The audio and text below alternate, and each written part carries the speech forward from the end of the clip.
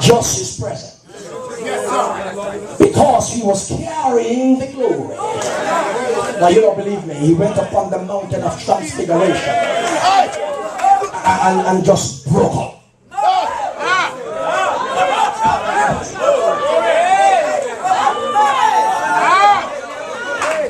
Moses never broke out. He broke into Moses.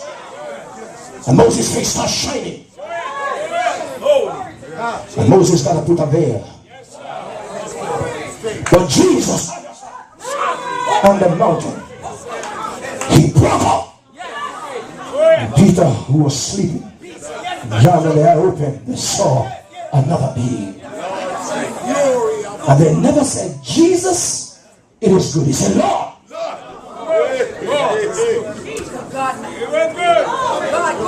They bypassed Christ. I said, Lord, I put him in his exalted place before he rose from the dead. Nobody can come in that kind of glory and don't know Lord. That's why I call him Lord. I bow before him and cried him Lord.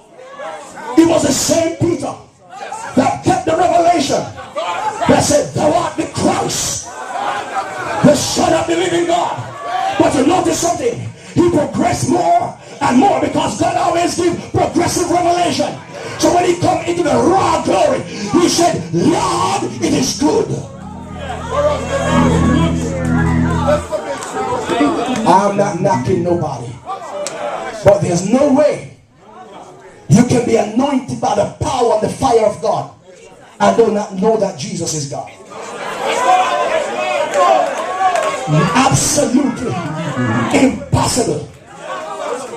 Because when God put an anointing on you, it's the certification of heaven upon your life.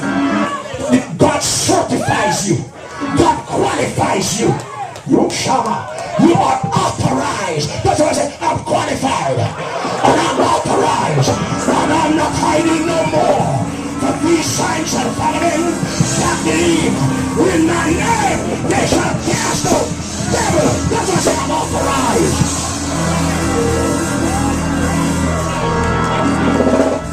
You can be qualified and not authorized. But if God ever give you a twofold authority, qualify you and authorize you, the devil have a tough time with you. When you write your check, nobody can say who authorized you. Because God has qualified you. When you're standing up like that, you're scaring the visitors. And that's why I'm reasonably certain that your work, that when God transforms you, you walk away from that divine encounter reflecting the same physical image, but you're not the same. It's impossible to be the same when you have a divine encounter with God. It's not possible. Because when you have a divine encounter with God, everything that God is and is in God will transform it, will transfer or divinely impart into you. Can I go to school for it? Moses was standing up the bush. Moses had an encounter with God. And trust me, when Moses went back to Egypt, he was not the same Moses. I know you say Moses say I can't talk, but don't underestimate that man. When he went down to Egypt, he went with a fire burning in his soul. When he stand before Pharaoh, the mighty Pharaoh, he wasn't afraid, he wasn't timid. He said, Pharaoh, thus said the Lord. I know you, Pharaoh. I know you. I was here. I run from here. But Pharaoh, guess what? Moses is dead. This is God Moses now. And he said, Moses, who is that God that I shall obey him? Aaron. Aaron, Aaron, Aaron. Step up. When Aaron stepped up, Moses dropped the rod. I am telling you, friend, nobody can have an encounter with God and still be timid. And listen, an encounter with God does not have to be an isolated occasion. No, that's right. No, it doesn't. No. Notice now, darkness was upon the deep. Darkness. The Bible said God dwells in thick darkness. The Bible says when God came down on the mountain, darkness covered the mountain. God veiled himself in the darkness. I'm not talking to the church. I thought you were going to Bible school. The earth was chaotic, void, darkness. But before the beginning was God.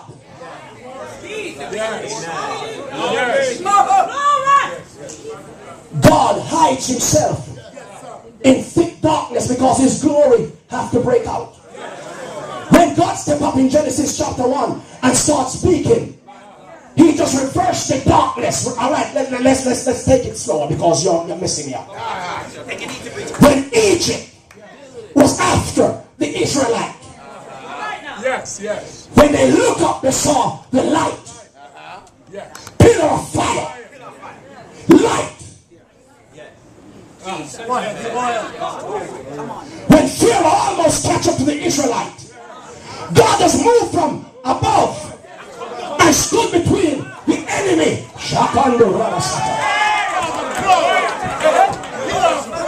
and his people. When his people look there, they see light. When the Egyptians look there, they see light. I want you to have church to preach it. Your life was in darkness. Your life was chaotic. But Jesus Christ. I'm not just saying unto them because they're staggering. But I've come to tell you in here, even now they're seeing darkness while you're seeing light. Because the light is the bandwidth of God's glory. And only those in the family can see the glory of God. Because the glory of God is the highest manifestation of God. You have to be a part of the glory to see the glory. Look at you. And that's why he said Christ in you is the hope of glory. Let somebody tell them something inside. So strong. When you got the Holy Ghost, you don't know what happened. I said when you got the Holy Ghost, you got God the Father, God the Son, and God the Holy Ghost. I said when you got the Holy Ghost, the fullness of the Godhead bodily come and dwell inside of you. Oh God, the devil don't know who you are. Can I change that, Brother Terry?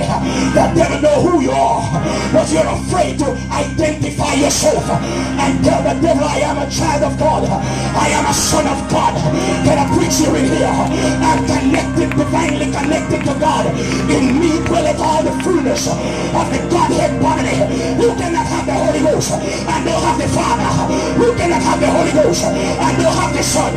Why are you doing like that? You say, no, he's Trinitarian.